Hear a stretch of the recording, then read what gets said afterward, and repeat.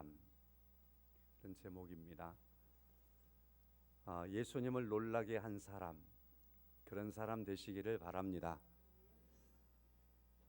세상에는 참 놀라운 일들이 참 많이 있습니다. 사람만 놀라는 것이 아닌 것 같더라고요. 가만히 생각해보고 또 살펴보면 새들도 놀랄 때가 있고, 심지어는 하늘이 놀라는 것 같은 느낌이 들 때가 있고, 땅이 놀라서 쪼개져 버리고 흔들리고, 바다가 놀라서 큰 노을을 만들고, 이처럼 천하만상이 놀라운 것 투성입니다. 놀랄 때가 참 많지요. 오늘 본문의 말씀을 통해서 보면 예수님께서도 놀랄 때가 있습니다. 근데 예수님께서 놀라실 때는 상대가 대체적으로 사람이에요. 사람을 보시고 놀라시는 겁니다. 여러분과 저를 보시고 놀라시는 그러한 주님이 되실 겁니다. 10절 말씀에 예수께서 들으시고 놀랍게 여겨, 예수님께서 백부장에 대한 이야기를 듣고 백부장이 주님께 말하는 한마디 한마디를 들으시더니 그가 했던 말을 들으시고 놀라시는 거예요. 주님이 놀라실 만한 요소가 뭘까? 여러분과 저에게도 주님께서 놀라실 만한 그러한 백부장이 가졌던 소중한 요소들이 우리에게 있어야 되겠다라는 말씀입니다.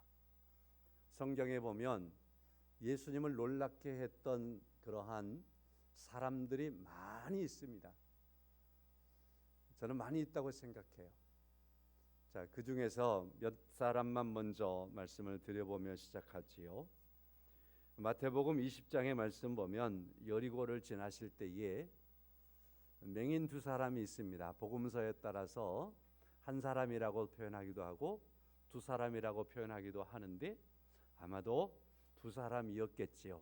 한 사람이라고 표현할 때는 그 한 사람이 집중적으로 조명될 때 그 한 사람이라고 말할 수 있었겠고요.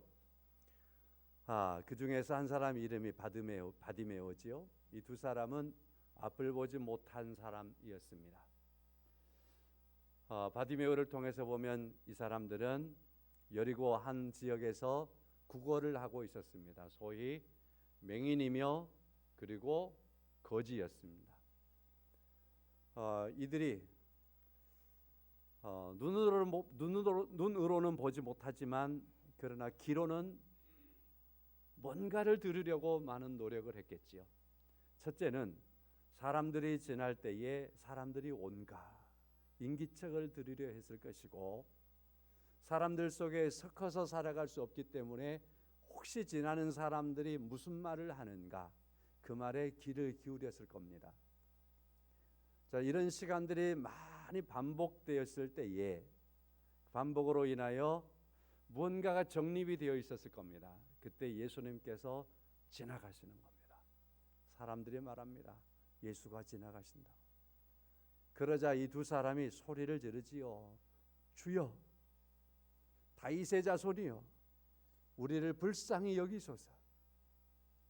비록 앞은 못 보지만, 사람들과 섞어서 살아가지는 못하지만, 구걸하는 어느 한 귀퉁이에 앉아 있었지만, 지나는 사람들이 했던 소리를 동냥하여 들었는데, 그 소리들 속에서 예수님에 대한 소리, 예수님에 대한 이야기, 그런 이야기들을 계속해서 듣고 들었는데 마침 그날 예수님께서 지나시는 겁니다. 그럴 때에 예수님에 대해 들었던 그 여러 번 들었던 그 사실들이 이분은 메시아이시다, 이분이 다윗의 자손이시다, 그러한 마음에 확립이 된 거예요. 믿음이 된 거예요. 들음이 믿음이 되었습니다. 성경 말씀 그대로. 그래서 다윗의 자손이여, 주여 우리를 불쌍히 여기소서.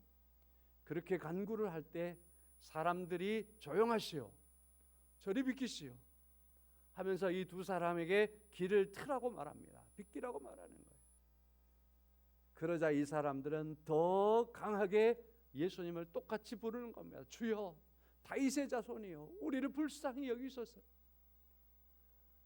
주님을 부르는 이 한마디 한마디가 분명하게 고백적이었고 그 믿음 안에서 부르는 거였습니다. 예수님에 대한 믿음이 정확하지 않았더라면 아마도 사람들이 조용히 하라고 그러면 충분히 기죽을 수 있지요. 저리 비키라고 그러면은 또 길 가로 또 모퉁이로 벗어나야 되는 그러한 모습이었겠지요. 그러나 절대 물러서지 않았습니다. 오히려 한 걸음 더 나아가고 주님께 소리를 높여서 부르는 겁니다. 주여 다윗의 자손이여 우리를 불쌍히 여기소서. 그들은 이처럼 주님을 더 강하게 부르는 겁니다. 무엇 때문일까요? 믿음 때문입니다. 들음에서 났던 믿음 때문입니다. 비록 구걸하는 사람들이었지만, 앞을 보지 못한 사람들이었지만, 사람들과 섞여서 살아가지는 못했지만, 그러나 그들이 들었던 예수님에 대한 말씀은 예수가 주님이라고, 예수님이 다윗의 자손 메시아라고, 이러한 분명한 믿음이 되었지요. 그래서 예수님이 그 사람에게 다가가는 겁니다. 이들에게 다가가는 겁니다. 뭘 원하느냐? 그들의 원하는 것을 들으시고 손을 내밀어서 그들을 치유하시는 겁니다. 이건 바로 주님을 머물러 서게 할 만큼 놀라운 일이지 않습니까? 주님이 다가설 만큼 놀라운 사실 아닙니까?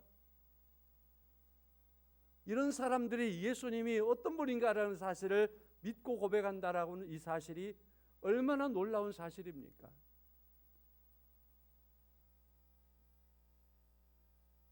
바로 그 현장과 가까운 곳에서 삭개오가 그날 있었습니다.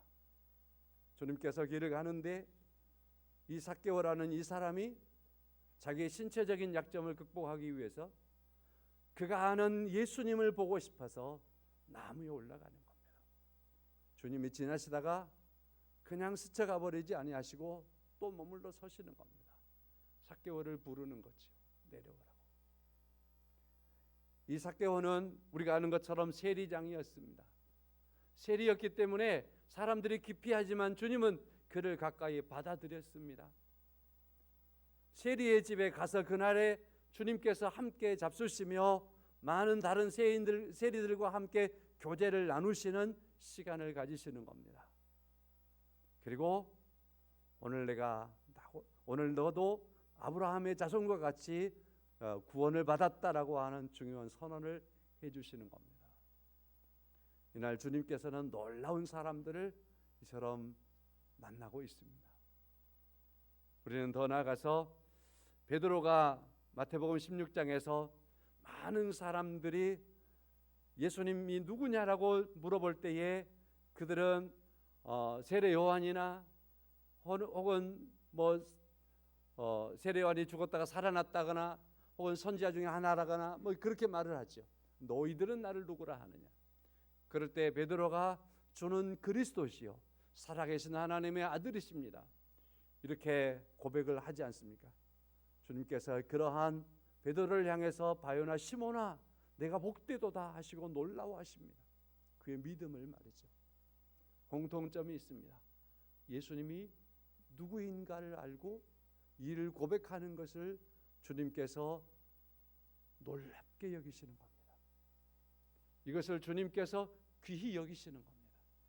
주님께서 이렇게 고백하는 그 사람들에 대하여서 결코 스쳐 지나가 버리지 않습니다. 두로와 시돈 지역에 가셨을 때도 마찬가지지요. 슬로보니게 여인, 이방 여인, 예수님께서 유대인들은 당신을 개처럼 여기시는데 라는 말씀을 하시잖아요. 그럼에도 불구하고 그는 예수님을 다윗의 자손이여 나를 불쌍히 여기소서. 역시 같은 고백입니다. 이 먼 이방 지역, 두로와 시돈 지역, 지금은 이스라엘 땅도 아닌 저 멀리에 있는 북쪽 땅, 레바논 땅, 이 지역에 있는 곳이지만 너무나 먼 곳이지만 거기에서 어떻게 예수님에 대한 소식을 들었는지 주님이 그 마을을 지나실 때에 주 다윗의 자손이여 나를 긍휼히 여기시기를 불쌍히 여기시기를 하면서 예수님에 대한 고백이 분명했습니다. 주님이 그 여인에게 머물러 서시고 그 여인의 믿음을 다시 확인한 다음에 주께서 그에게 은혜를 베푸시는 것을 볼 수 있습니다. 이처럼 예수님을 놀라게 하는 것은 공통적인 것이 있습니다. 예수님이 누구인가를 알고 고백하는 겁니다.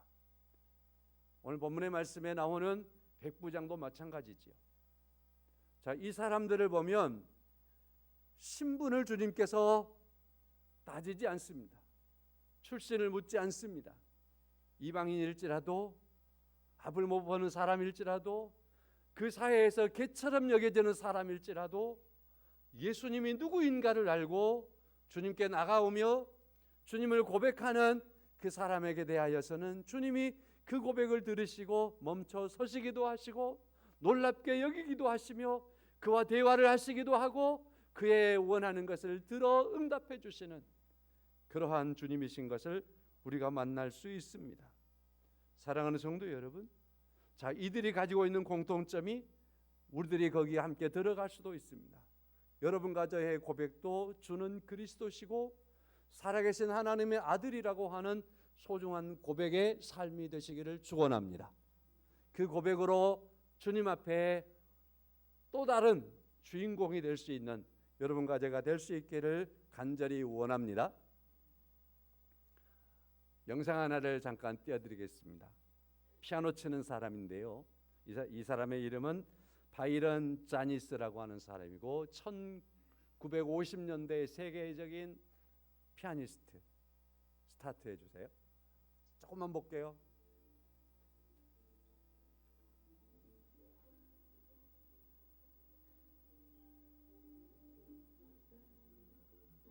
손 봐보세요.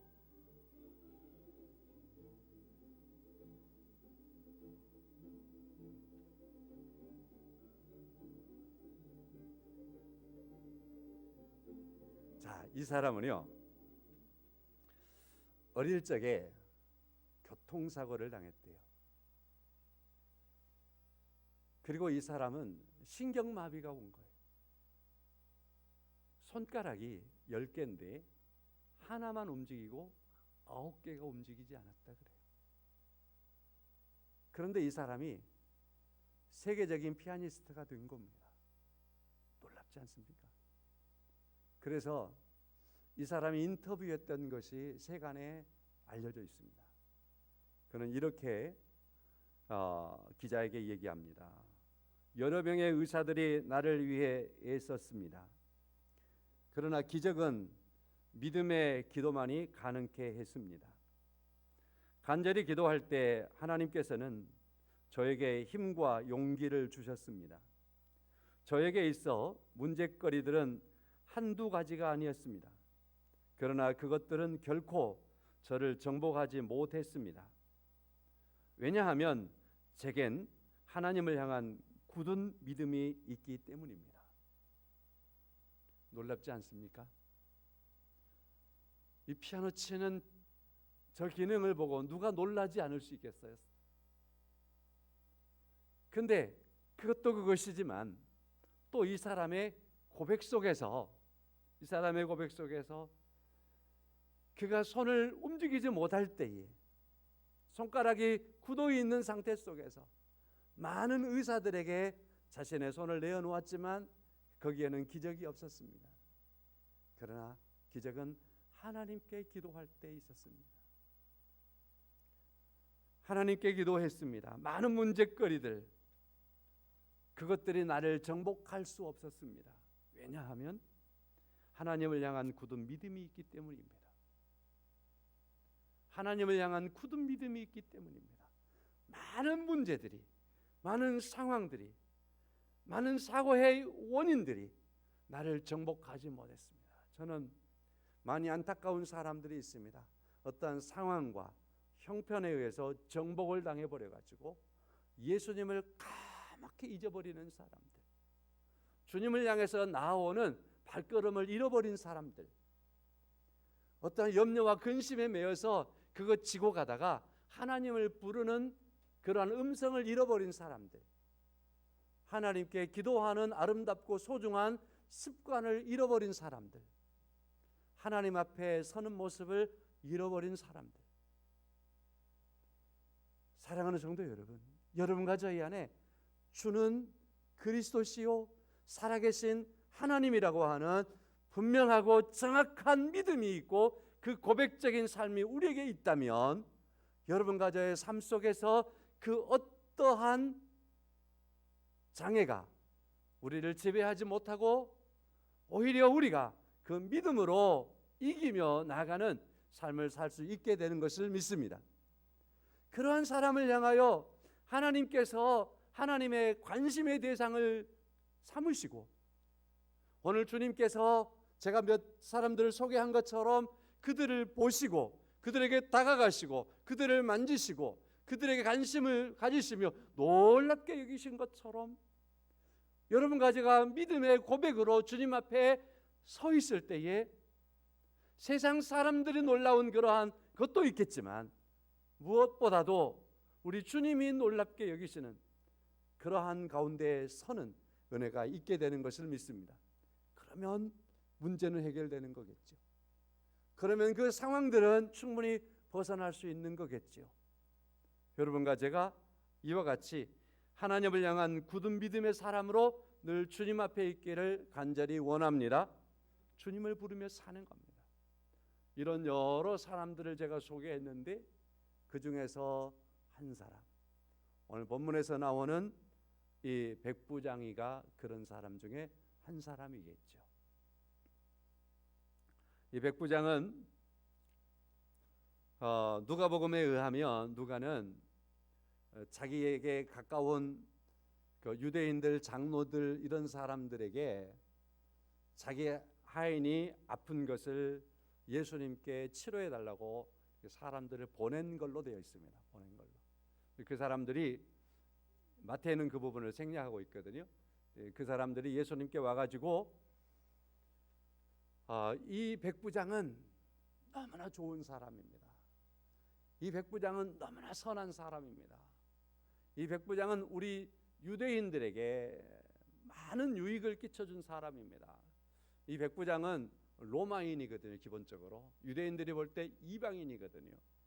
당시에 유대가 로마의 침략을 받아 있었기 때문에 그 로마가 침략하면서 그들의 힘을 이 백부장들을 통해서 가장 강하게 사용했거든요. 그래서 현장에서 지휘하면서 통치했던 사람들이 이 백부장들이거든요. 그런데 오늘 본문에 나오는 이 백부장은 유대인들과 매우 가까웠다라고, 다른 어떠한 백부장과 다른 그런 선한 사람이었다라고 하는 겁니다. 그래서 일례로 이렇게 소개하는 거죠. 이 백부장은 유대인들을 많이 사랑합니다. 이 백부장은 우리들을 위해서 회당을 지어 주었습니다. 그러니 당신께서 저 사람의 부탁을 들어주는 게 옳습니다 라고 하면서 이 유대인들이 이 백부장을 예수님께 소개하는 것을 볼 수 있습니다. 유대인들이 보는 백부장에 대한 관점이죠. 여러분과 저도 이러한 어떤 관점을 통해서 사람들을 보고 그러지 않습니까? 우리가 볼 수 있는 건 뭐 그 정도 되겠지요. 이 백부장의 모습이 제가 선하지 않다라고 반론하는 건 아닙니다. 선하지요. 너무나 귀한 분이죠. 너무나 소중한 일들을 하는 사람이었습니다. 그러나 예수님께서 이 백부장을 보는 관점은 또 다른 데 있었습니다.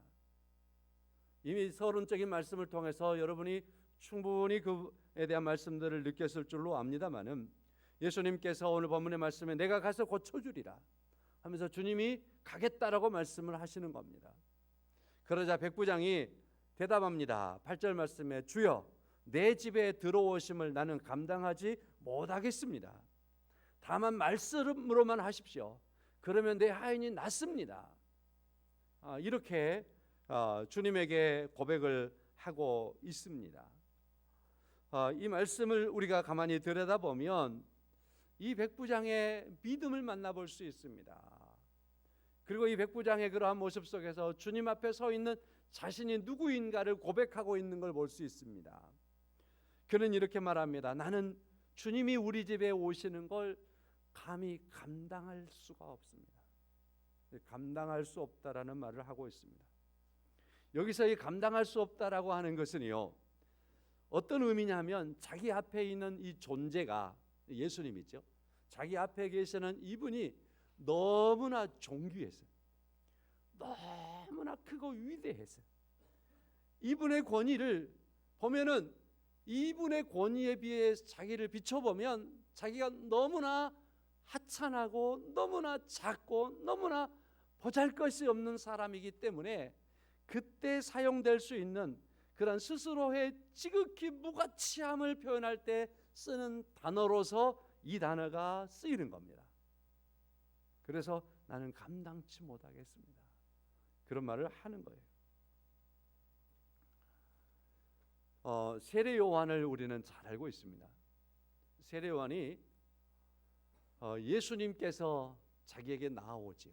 세례 요한에게 나아가는 겁니다. 그래서 이제 세례 요한에게 세례를 받거든요.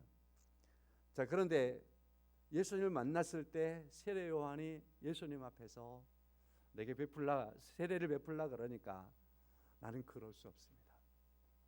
나는 그럴 수 없습니다. 내가 어떻게 예수님께 세례를 베풀 수 있겠습니까?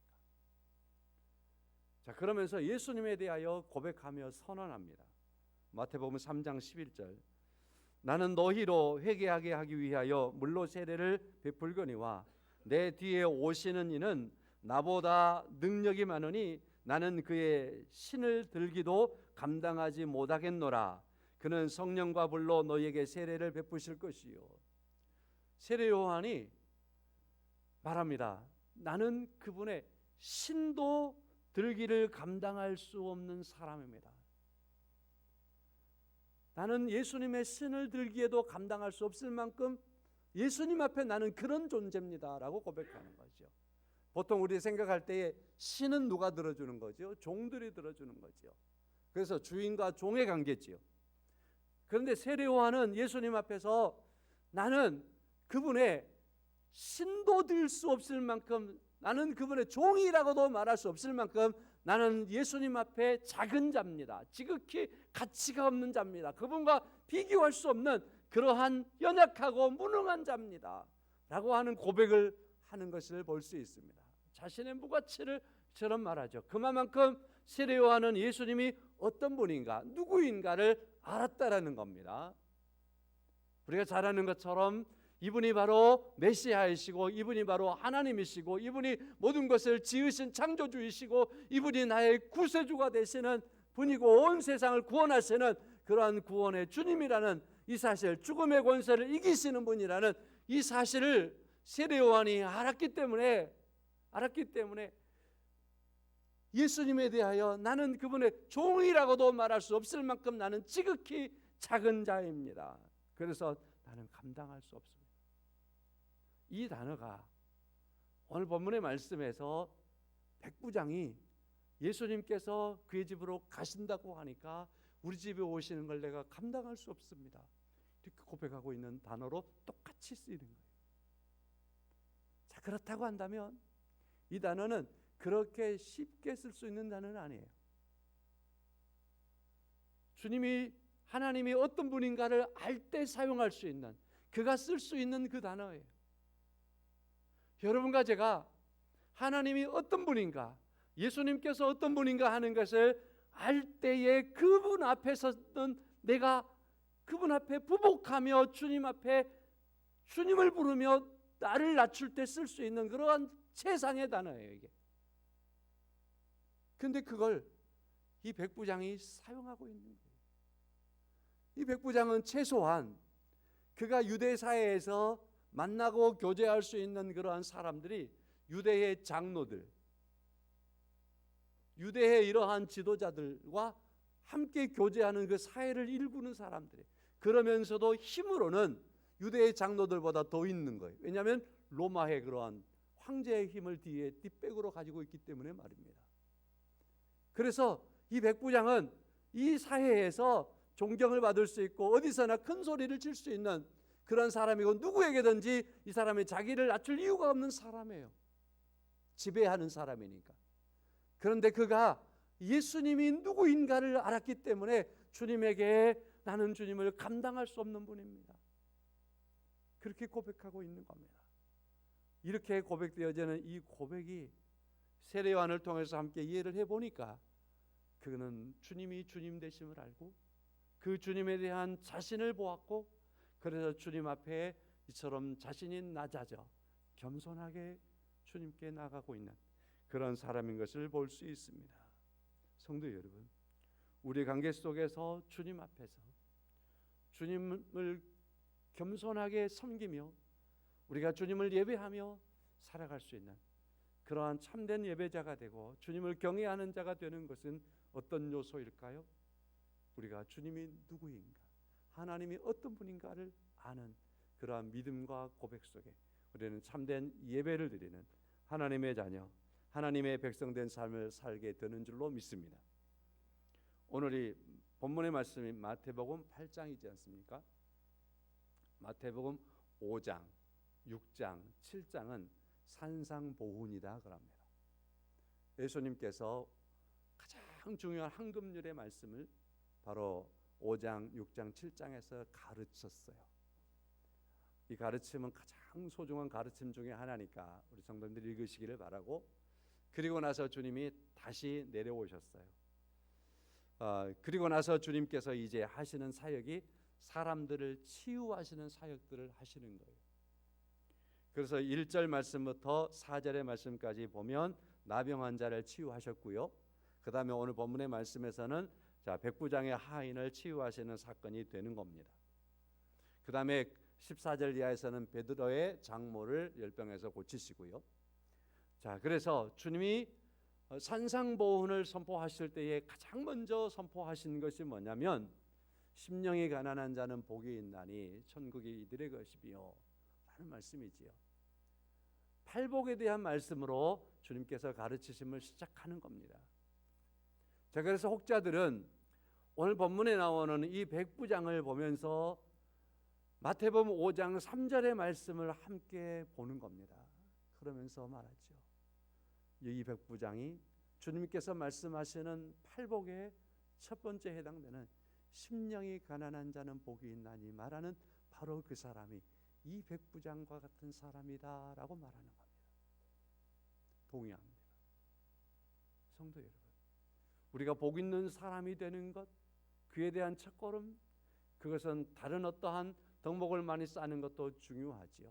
오늘 백부장이 유대인들을 사랑해주고 그들에게 회당을 지어주고 이런 행위들도 중요하지요. 그러나 주님께서 가지신 관점은 그가 주님이 어떤 분인가를 알고 있는 걸 보는 관점이었습니다. 주님을 믿는 그 믿음에 대한 고백을 보는 것이었습니다.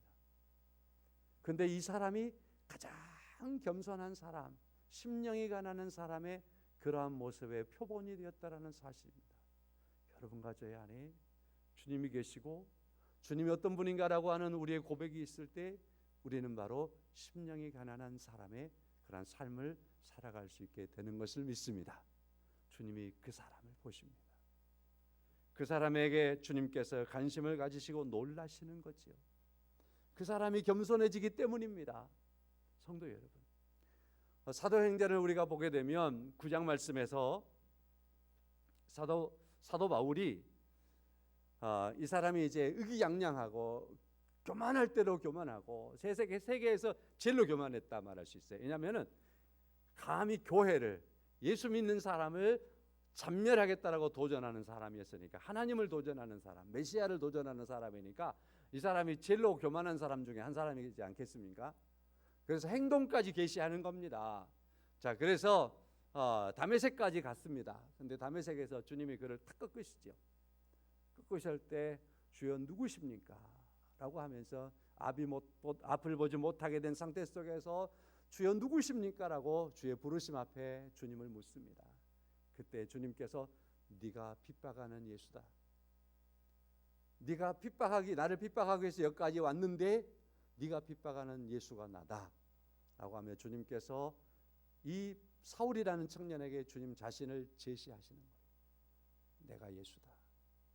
그래서 그가 그 순간 회개하기 시작합니다. 그 순간 그가 예수 그리스도를 메시아로 받아들이기 시작합니다.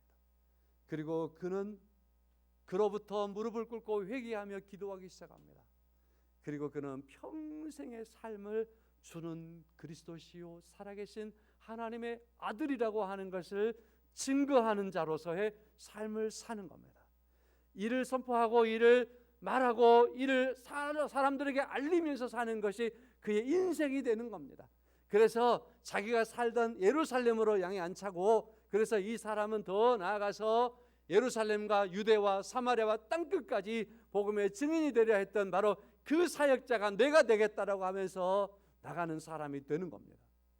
성도 여러분, 예수가 누구인가를 아는 사람은 바로 주님을 놀라게 하는 사람이지만, 또 나가서 그 사람만이 그리스도인으로서 내가 무엇을 해야 하는가를 아는 사람이 되고, 그가 하나님 앞에서 가장 겸손한 그러한 사람이 되는 것을 이런 모습들을 통해서 볼 수 있습니다.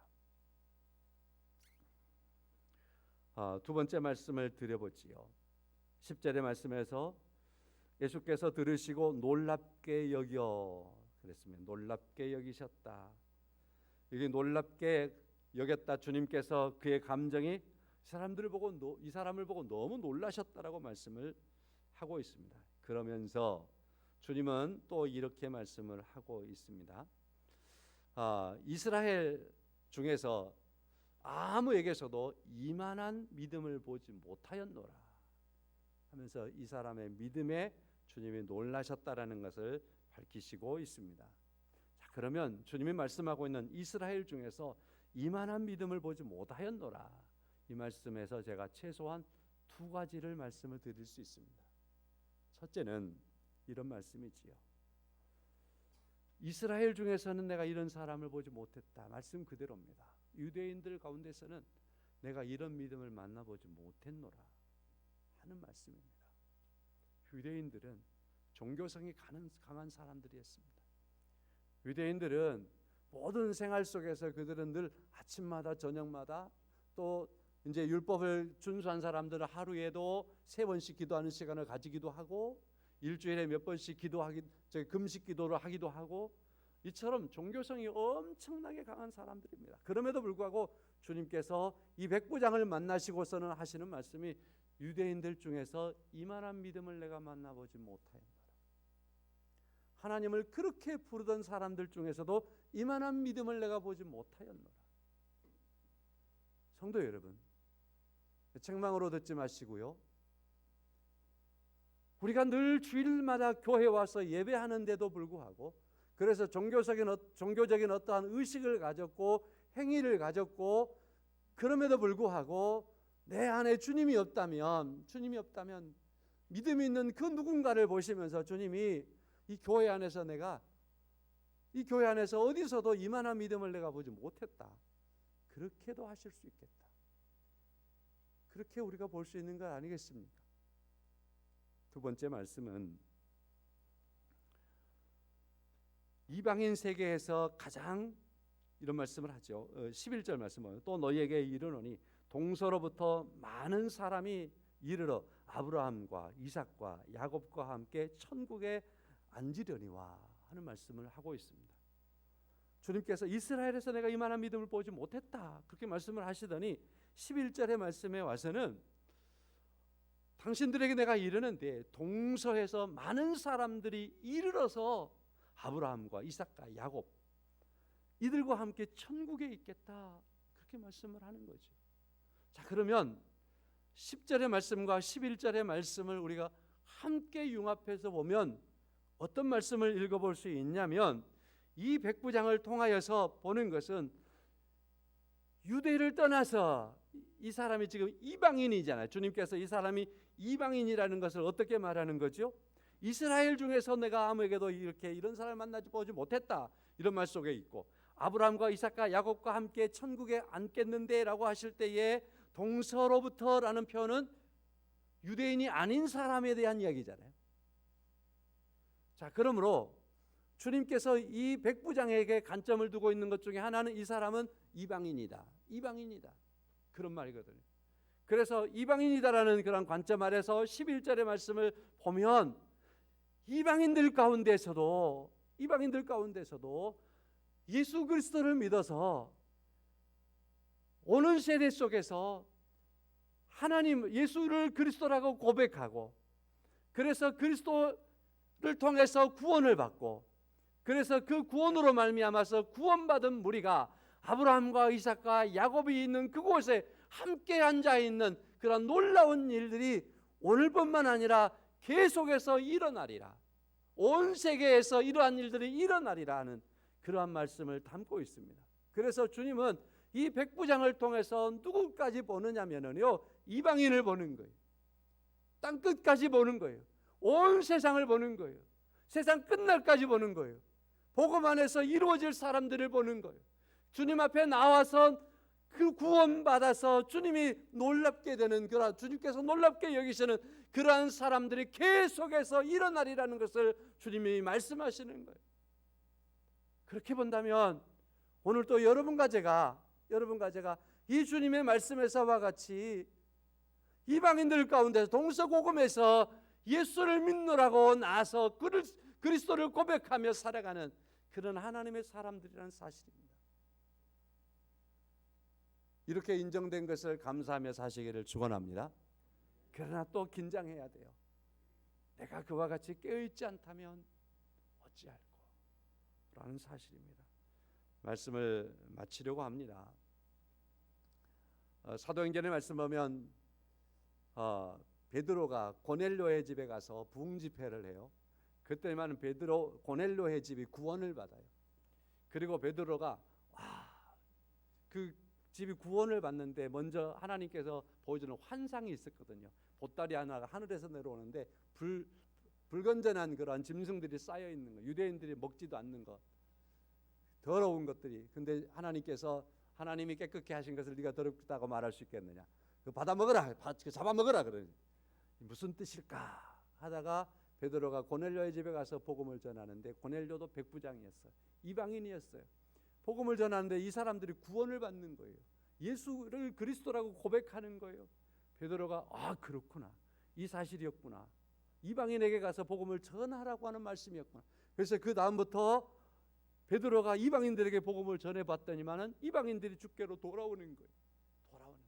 안디옥에 일이 터지는 겁니다. 그래서 베드로가 예루살렘에 돌아와 가지고 내가 이러이러한 사연을 통해서 이방인에게 복음을 전했는데 이 사람들이 예수를 믿읍디다. 그러니까 예루살렘 교회가 베드로의 말을 딱 듣더니만은 이렇게 결론을 내려주는 겁니다. 사도행전 11장 18절, 그들이 이 말을 듣고 잠잠하여 하나님께 영광을 돌려 이르되, 그러면 하나님께서 이방인에게도 생명 얻는 회개를 주셨다. 엄청난 계기가 일어나는 거예요.